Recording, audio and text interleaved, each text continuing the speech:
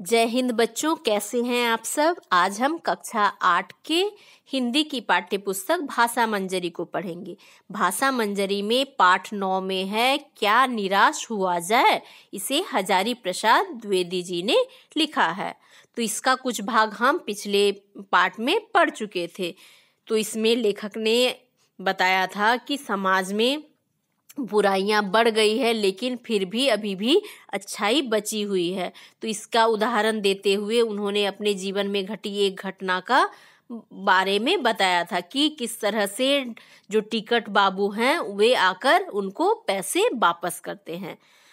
तो वे, यदि आपने वो नहीं देखा है तो उसे देख लेंगे, उसके बाद इस पाठ को देखेंगे। तो चलिए इसके आगे का देखते हैं। एक बार लेखक कहते हैं कि एक बार मैं बस में यात्रा कर रहा था। मेरे साथ मेरी पत्नी और 3 बच्चे भी थे। देखिए यहाँ बस में यात्रा कर रहे हैं लेखक, ये हैं लेखक और उनकी पत्नी और साथ में बच्चे भी हैं। तो बस में कुछ खराबी थी, रुक रुक कर चलती थी। बस कुछ खराबी आ गई थी और बस बार बार रुक जा रही थी। तो गंतव्य से कोई 8 किलोमीटर पहले ही एक निर्जन सुनसान स्थान में बस ने जवाब दे दिया।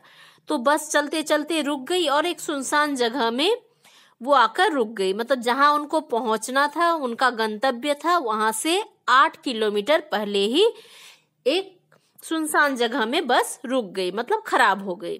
तो रात के कोई 10 बजे होंगे। तो उस समय रात के 10 बजे थे।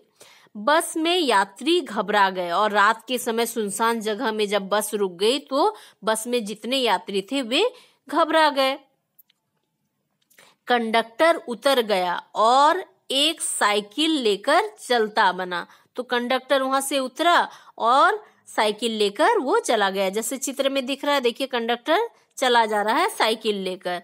और जब कंडक्टर साइकिल लेकर चल जाता है तो लोगों को और संदेह होने लगता है कि ऐसे सुनसान जगह में बस रोककर कंडक्टर साइकिल लेकर कहाँ चला जा रहा है। लोगों को संदेह हो गया कि हमें धोखा दिया जा रहा है। बस में बैठे लोगों ने तरह तरह की बातें शुरू कर दी। किसी ने कहा यहाँ डकैती होती है। 2 दिन पहले इसी तरह एक बस को लूटा गया था। तो क्या होता है, जब इस तरह की घटना होता है तो बहुत सारे लोग अलग अलग तरह की बातें करने लगते हैं। और एक व्यक्ति कहते हैं कि कुछ दिन पहले, 2 दिन पहले क्या हुआ था कि इसी तरह से बस खराब हो गई थी और बस को लूट लिया गया था डकैतों के द्वारा। परिवार सहित अकेला मैं ही था। और परिवार सहित लेखक थे और बाकी लोग ऐसे ही थे। और रात का समय था तो सब डर रहे थे। बच्चे पानी पानी चिल्ला रहे थे और पानी भी खत्म हो गया था, रास्ते में बस रुकी हुई है। तो सब बच्चे पानी के लिए चिल्ला रहे थे, उनको प्यास लगी थी। पानी का कहीं ठिकाना ना था और आसपास कहीं पानी नहीं था। ऊपर से आदमियों का डर समा गया था और साथ ही क्या था, वे डरने लगे थे। तरह तरह के लोग बात कर रहे थे, डकैत का बात कर रहे, तो लोग डरे हुए थे। साथ में लेखक भी डर गए थे। कुछ नौजवानों ने ड्राइवर को पकड़कर मारने पीटने का हिसाब बनाया। और बस के जो लोग थे तो उनमें से कुछ नौजवान युवक थे, वे ड्राइवर को पकड़ लेते हैं और मारने पीटने के बारे में सोचने लगते हैं। ड्राइवर के चेहरे पर हवाइयां उड़ने लगी और जब ड्राइवर ने देखा कि ये लोग हमको मारना चाहते हैं तो वो डर गया और लोगों ने उसे पकड़ लिया, ड्राइवर को पकड़ लिया कि इसी की बदमाशी है, इसने जानबूझकर बस को खराब कर दिया, यहाँ खड़ा करके रखा है। वह बड़े कतार ढंग से मेरी ओर देखने लगा और बोला, हम लोग बस का कोई उपाय कर रहे हैं, बचाइए, ये लोग मारेंगे। और जब ड्राइवर को लगा कि ये लोग मारने वाले हैं तब वे लेखक की तरफ देखकर कहता है कि हम लोग बस का कुछ उपाय कर रहे हैं, इसलिए आप लोग इन लोगों से मुझे बचाइए, नहीं तो ये लोग मुझे मार देंगे। डर तो मेरे मन में था, पर उसकी कातर मुद्रा देखकर मैंने यात्रियों को समझाया कि मारना ठीक नहीं है। लेकिन लेखक भी डर रहे थे कि हाँ, ऐसा भी हो सकता है कि ये लोग की मिली भगत हो और सच में डकैती हो। लेकिन जब लेखक ने देखा कि वो ड्राइवर जो है वो बहुत डरा हुआ है, तब उन्होंने यात्रियों को समझाया कि इसको मारना ठीक नहीं है। परंतु यात्री इतने घबरा गए कि मेरी बात सुनने को भी तैयार नहीं हुए। तो लेखक ने समझाया, लेकिन फिर भी यात्री लोग इतने डरे हुए थे, इतने घबराए हुए थे और अलग अलग तरह की बातें हो रही थी, तो इसलिए वे लेखक की बात को भी नहीं सुन रहे थे। कहने लगे, इसकी बातों में मत आइए, धोखा दे रहा है। कंडक्टर को पहले ही डाकुओं, तो वे बाकी जो लोग हैं बस के, वे कहते हैं कि इसकी बात में मत न आइए, ये लोग हमको धोखा दे रहे हैं। और इसीलिए उन्होंने क्या किया है, कंडक्टर को पहले ही डाकुओं को यहाँ भेज दिया है कि डाकू लोग आएंगे और हमको लूटेंगे। मैं भी बहुत भयभीत था, पर ड्राइवर को किसी तरह मारपीट से बचाया। तो लेखक भी डरे हुए थे कि हो सकता है, ऐसा हो भी सकता है कि डकैती हो, लेकिन फिर भी उन्होंने ड्राइवर को मारने से बचाया। देखिए लोग क्या कर रहे हैं, गुस्से से ड्राइवर को मार रहे हैं। 1.5-2 घंटे बीत गए और इसी तरह से बस रुका है और 1.5-2 घंटा बीत जाता है। मेरे बच्चे भोजन और पानी के लिए व्याकुल थे। तो लेखक के जो बच्चे थे वे छोटे छोटे बच्चे थे, तो उनको पानी नहीं मिल रहा था, वे बहुत देर तक खाए नहीं थे क्योंकि 1.5-2 घंटा लेट हो गया था। तो वे लोग पानी और खाने के लिए व्याकुल हो रहे थे। मेरी और पत्नी की हालत बुरी थी और लेखक की भी हालत बुरी हो गई थी, उनकी पत्नी की भी बुरी हो गई थी, क्योंकि इतने देर तक ऐसे सुनसान जगहों में रुके रहने से ना पानी मिल पा रहा था, ना खाना मिल पा रहा था, और वो भी रात का समय। लोगों ने ड्राइवर को मारा तो नहीं, पर उसे बस से उतारकर एक जगह घेर कर रखा।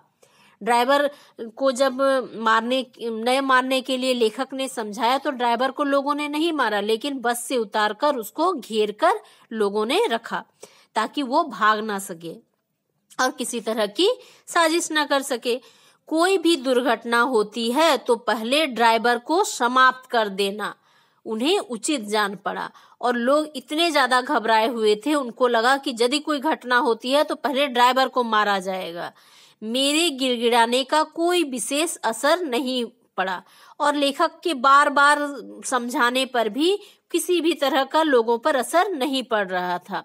और इसी समय क्या देखता हूँ कि एक खाली बस चली आ रही है, और उसी समय क्या होता है, एक खाली बस आ रही है और उस पर हमारा बस कंडक्टर भी बैठा हुआ है। तो जो बस कंडक्टर साइकिल लेकर गया था वही बस को लेके आ रहा है, क्योंकि वो भी उसमें बैठा हुआ और बस पूरी तरह से खाली है। उसने आते ही कहा, अड्डे से नई बस लाया हूँ, इस बस पर बैठिए। वह बस चलाने लायक नहीं है, क्योंकि बस खराब है, इसलिए बस नहीं चलेगी, इसलिए मैं साइकिल से बस अड्डे में जाकर नई बस लेकर आया हूँ और आप लोग जाकर उस बस में बैठ जाइए। फिर मेरे पास एक लोटे में पानी और थोड़ा दूध लेकर आया और बोला, पंडित जी, बच्चों का रोना मुझसे देखा नहीं गया। वही दूध मिल गया, थोड़ा लेता आया।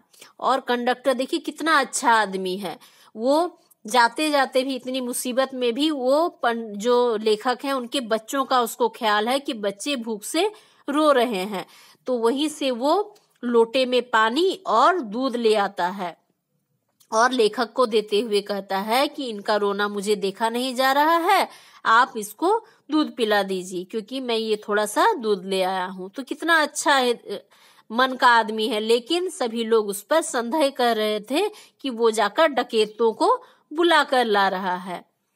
तो अभी भी अच्छाई बची हुई है। लोग क्या करते हैं, गलत चीज को ही सोच लेते हैं कि ये बुरा ही होगा, लेकिन उसके अच्छे वाले पक्ष को नहीं सोचते कि हो सकता है वो मदद के लिए गया हो। लेकिन क्या करते हैं, लोगों की ऐसी धारणा ही बन गई है कि वो गलत चीज को पहले सोचते हैं और अच्छे चीज को बाद में सोचते हैं। यात्रियों में फिर जान आई। यात्रियों में फिर जान आई कि जब देखा कि बस आ गया, चलो बहुत अच्छा हुआ, सबने उसे धन्यवाद दिया। कंडक्टर को सभी ने धन्यवाद दिया, कितने मेहनत से साइकिल चलाकर इतनी दूर जाकर सबके लिए बस लेकर आया। ड्राइवर से माफी मांगी और 12 बजे से पहले ही सब लोग बस अड्डे पहुंच गए। और ड्राइवर को तो उन्होंने घेर के रखा था, उनको मारने वाले थे, इसलिए लोगों ने ड्राइवर से माफी मांगी कि हमसे गलती हो गई है। और फिर 12 बजे से पहले ही सब लोग बस अड्डे पहुंच गए जहां उनको जाना था।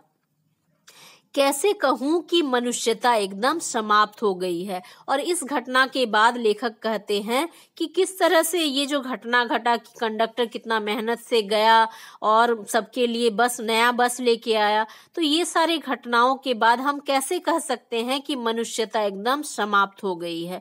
कुछ लोग धोखा देते हैं तो उससे ये मान लेना कि सभी लोग ऐसे हैं, ऐसा सही नहीं है। और कैसे कहूं कि लोगों में दया माया नहीं गई है। जीवन में जाने कितनी ऐसी घटनाएं हुई जिन्हें हम भूल नहीं सकते। तो इस तरह की बहुत सारी घटनाएं लेखक के साथ घटी, लेकिन फिर भी क्या है कि जितने लोग धोखा दिए हैं उससे ज्यादा लोग उपकार भी किए हैं। इसलिए समाज में अभी भी सच्चाई है, मनुष्यता है, ये मानना ही पड़ेगा। क्योंकि कुछ लोगों की बुराई को देखकर हम सभी में बुराइयां नहीं खोज सकते। ठगा भी गया हूं, धोखा भी खाया है, परंतु बहुत कम स्थानों पर विश्वासघात नाम की चीजें मिलती हैं। तो लेखक कहते हैं कि मैं अपने जीवन में ठगा भी गया हूं, बहुत जगह पर धोखे भी खाए हैं, लेकिन ये जो विश्वासघात वाली चीजें हैं बहुत कम जगहों में मिलती हैं। लेकिन केवल उन्हीं बातों का हिसाब रखो जिनमें धोखा खाया है, तो जीवन कष्टकर हो जाएगा। और सिर्फ हम गलत बातों का हिसाब रखेंगे कि कहाँ कहाँ हमने धोखा खाया है, तो हम ये सोच सोचकर अपने जीवन को और ज्यादा कठिन बना देंगे। लेकिन यदि हम ऐसी घटनाएं भी बहुत कम नहीं हैं जब लोगों ने अकारण ही सहायता की है, लेकिन ऐसी घटनाएं भी हमारे जीवन में जरूर होंगी जिसमें हमें लोगों ने अकारण ही बहुत मदद किया है और निराश मन को ढांढस दिया है कि हिम्मत बंधाई है। और जो हमारा मन निराश हो जाता है धोखा खाकर, उसको साहस दिया है, हिम्मत दिया है ऐसी घटनाओं ने जिन्होंने बिना ही कारण हमारी मदद की है। इसलिए जीवन में निराश नहीं होना चाहिए और अच्छी चीजों को याद करके जीवन में आगे बढ़ते रहना चाहिए और हमें भी दूसरों के लिए अच्छा करना चाहिए। तो जो हमारे कवि गुरु हैं, कविवर रविंद्रनाथ ठाकुर ने अपने प्रार्थना गीत में भगवान से प्रार्थना की थी कि संसार में केवल नुकसान ही। और जो रविंद्रनाथ टैगोर हैं उनके जो प्रार्थना गीत है तो उन्होंने भगवान से प्रार्थना किया था कि संसार में केवल नुकसान ही उठाना पड़े। यदि संसार में सिर्फ हमको नुकसान हो, हर चीज में धोखा ही खाना पड़े और सब जगह यदि धोखा ही मिले, तो ऐसे अवसरों पर भी हे प्रभु, और यदि ऐसा अवसर हो जहां पर हमको धोखा मिले, हमारा नुकसान हो, लेकिन ऐसे समय में भी वे प्रभु से प्रार्थना करते हैं कि हे प्रभु, मुझे ऐसी शक्ति दो कि मैं तुम्हारे ऊपर संदेह ना करूं कि तुमने मेरे साथ ऐसा क्यों किया है। तो इस बात का मैं संदेह ना करूं, मुझे ऐसी शक्ति दो, मेरे मन को ऐसी शक्ति दो। ये कवि रविंद्रनाथ टैगोर जी कहते हैं।